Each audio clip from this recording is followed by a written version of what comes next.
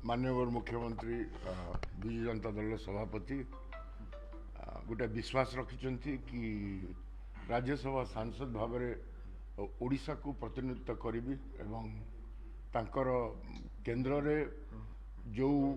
आभिमुख्य रही माननीय मुख्यमंत्री सेटा कोहली भाव आम मैंने समस्ते मिसिकी सांसदीय विजु जनता दल जो सांसद माने अच्छा राज्यसभा लोकसभा मुख्यमंत्री एवं ओडिशा हितरे ही आम सब बेले लड़े करूँ सांसद रे एवं मुख्यमंत्री जो विश्वास रे आम मानक से पठाऊँ मु मुख्यमंत्री को मो कृतज्ञता जनाऊँगी एवं आमर आगामी दिन में कौ प्रकार आमर कार्यक्रम रहिबो ओडिशा हितरे परवर्ती समय रे जो प्रकार निर्देश देवे माननीय मुख्यमंत्री आम से हिसाब रे सांसद रे कार्यक्रम करी। सर मुख्यमंत्री सब बेले सरप्राइज दियंती आपण मध्ये सरप्राइज हेतिबे ए घोषणा को नेकी ना आपण आशावादी थिले केमति कि आलोचना आपण सहित हेतिला ए विषय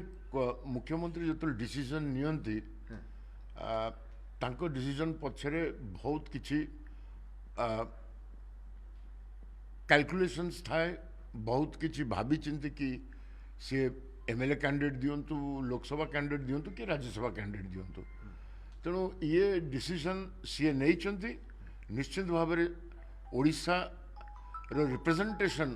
प्रॉपरली सांसद रे करि परिबु से विश्वास रखिकी मु भाबुची से मते राज्यसभा को पठाऊ। सर आप डायरेक्ट इलेक्शन नु दूरे गले एबे एबे आ कटक रे राजनीति करबेनी एबे दिल्ली रे राजनीति करबे किंतु खाली इलेक्ट्रल पॉलिटिक्स रे लोकन को सेवा हुए बिली मु सेटा विश्वास करनी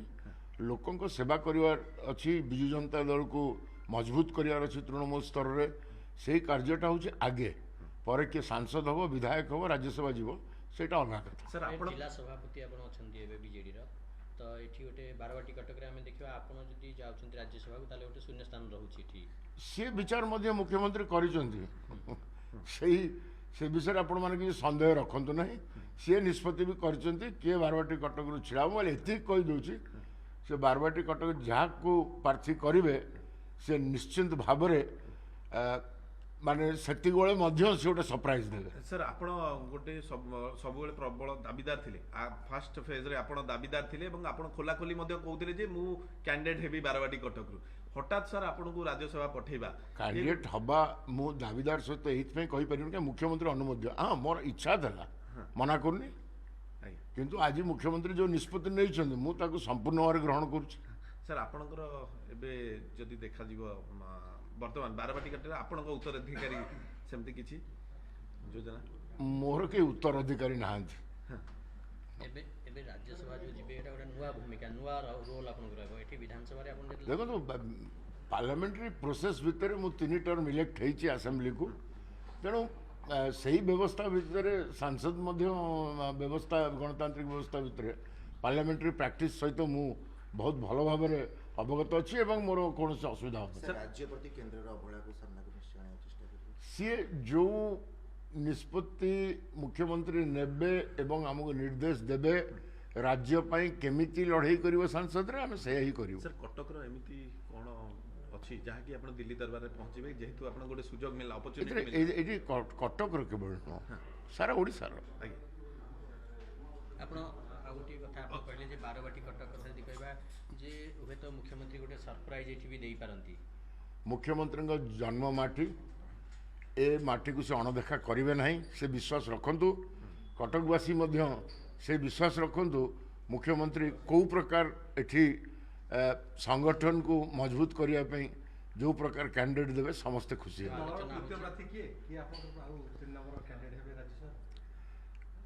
यही प्रश्न केवल माननीय मुख्यमंत्री दलर आमर नेता सभापति नवीन पट्टनायक ए विषय मत न पचारे भल लंबा कैरियर आपनकर 24 वर्षर बसंत विश्वाल को हरैकी राजनीति रे पाद देतिले देवाशीष सामंतराय आज का दिन रे कोन अनुभूति गोटे नूतन अनुभूति हवा को जाउची गोटे राजनीतिक जीवन रे असेंबली देखिवा तापर पार्लियामेंट देखिवा निश्चित भाव में गोटे विराट सुजोग गोटे बहुत डिफरेन्स अच्छे आमर भारत वर्ष रे 150 कोटी पॉपुलेशन रे सांसद भाव में केवल 780 भीतर लोक सांसद होगी जाती तेणु जी कि भारत वर्षर पार्लियामेंट्री सिस्टम को रिप्रेजेंट करते तेणु ये मु भावुची मत गोटे प्रमोशन देले असेंबली रु जाइकरी पार्लियामेंट्री अफेयर्स रे पार्लियामेंट्री व्यवस्था भितर कार्य करियो 19 पूर्व आपनकर जो स्वप्न थिला संसद को जिवे आज से स्वप्न पूरा है स्वप्न समस्तଙ୍କର थाए किंतु एटा गोटे डिसिप्लिन दल निष्पत्ति नवीन पट्टनायक जोटा नियंती आमे समस्ते अक्षर अक्षर पालन करू केतबेले कोन सर नॉमिनेशन करिवे आज से असेंबली रे मुख्यमंत्री आसीबे मुख्यमंत्री सूचना पहुँचबार असेंबली रे आपण मैंने जानी मुख्यमंत्री आसला पर नॉमिनेशन हम